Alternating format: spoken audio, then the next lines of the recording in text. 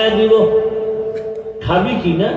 1% জায়গার ভেতরে 20 বছর আগে যেই পরিমাণ ধান হইতো, মুরব্বীরা বলেন এখন কি কম হয় না বেশি? বাড়াইছে সরকার। কে বাড়াইছে? আল্লাহ।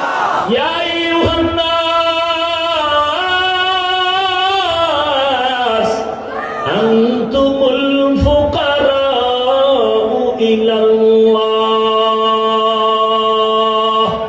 ওয়াল্লাহু হুয়াল গনিয়্যুল হামিদ।